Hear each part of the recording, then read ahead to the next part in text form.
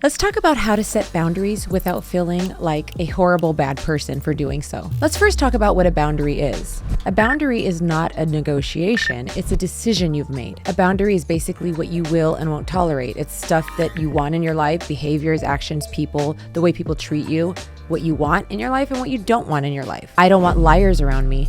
I don't have liars around me. I don't want people who are not reliable around me. I don't have unreliable people around me. That's an example of a boundary, what you do and don't want in your life. I want people who motivate and inspire me around me. I 100% have that.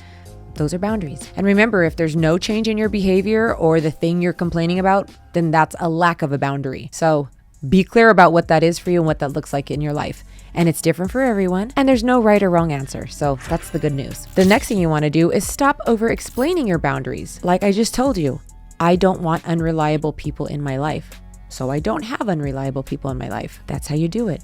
I don't need to explain to you why I have that boundary. I do. It's without explanation. It's without a description unless you want to, unless people ask you to, but why? Because the more you talk yourself out of it, the less sure you feel about it. The less sure people are going to feel about these boundaries. They're going to be like, she doesn't really mean it. And they're going to push the boundaries. And then if you haven't really practiced them enough, the boundaries take time to get strong. They're weak. There you are back at square one again. Because over-explaining and going on and on about it invites debate and invites possible negotiation, and that can weaken the boundary you're trying to establish. Remember, when you decide on what your boundary is, clarity is much stronger than any explanation could ever be. So less is more. Now be prepared when you do decide to have a boundary and actually act on it. Be prepared for people's reactions. Some are going to applaud you. You may even, and actually this is probably very high likelihood, you're going to start attracting people who actually fit within that boundary because energy attracts energy. However, the people that don't like that new boundary, the people that want full access to you on their terms, they're not going to like it. You may get passive aggressive behaviors, conversations. You may get people who straight out say, you've changed. Oh, you think you're better than us now? Oh, what's wrong with you? You might get that. Don't let their reactions dictate the validity of the boundary you want to keep. Just use that as an indicator that, wow, okay, Gina said this was going to happen. It's happening. Those people are not meant to be within the boundaries anymore. And that's okay too. It doesn't make you a bad person because remember, we're doing this for you. Their reaction is just information on how they feel. It is not instructive about how valid your boundary is. And remember, some people benefit from you not having any boundaries. They could do whatever they want. They can ask you whatever they want. You'll do it because you're a people pleaser and they know that. That makes their life so much easier. So when you do start instituting some boundaries on your time, your schedule, how available you are, they're not going to like it. That is not instructive of how good or bad that boundary is. It's just them basically throwing a tantrum. We don't let the children who throw tantrums run the house. We won't let people in our lives throwing a tantrum decide our boundaries. Now, to have boundaries actually work, you need to be consistent. And so we need to make sure you're following through every time. You can't have boundaries with one person who demonstrates certain behavior towards you, but then not against the other person who's doing the same kind of behavior. Doesn't make sense. And you don't actually have a boundary up. A liar is a liar. And if you don't want a liar in your life and you know they consistently lie and gaslight you, well then guess what, girlfriend? You got to get rid of all the gaslighters, all the liars, all the little fibbers. It was just a little white lie. If that's what you want to allow in your life, go for it, but it ain't going to be in mine.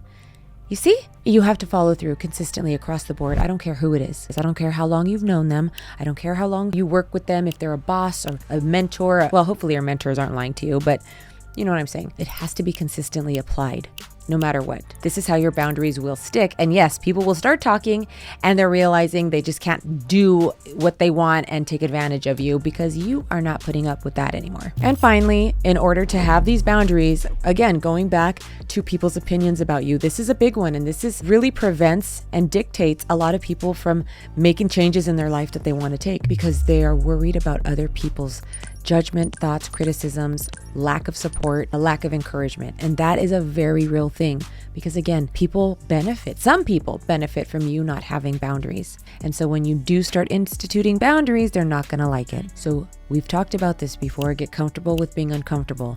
Some of that discomfort will look like people's negative reactions to you saying, no, I'm not available anymore. No, I can't do that. Or yes, I am going to go. Yes, I will take that girls trip. Yes, I will do that thing. Why are you going to do that? And then that starts. Again, remember, you don't have to explain yourself. And in fact, clarity is stronger than explanation. So you don't even need to say it. This is what I've decided. That's why. To wrap it up, remember, setting your boundaries are an absolute must in your life. You're not a bad person. The people's reaction to you is what's going to make you think you're a bad person. But this is why this video is so important. As your reminder, as that little voice on your shoulder reminding you, this boundary is for your health, your wellness, your benefit, your mindfulness. And if you believe that it's good for you, I believe that it's good for you. And we don't owe an explanation. We know we're going to trigger people. We know they're going to be really unhappy that all of a sudden you're not available anymore. I'm okay with that. And I can withstand that criticism because I'm going forward. And guess what? I'm going to attract a brand new group and community of people who do understand and who do respect boundaries because they have them too. So stay with it. The boundaries are the way to start building that empowered, fulfilled life.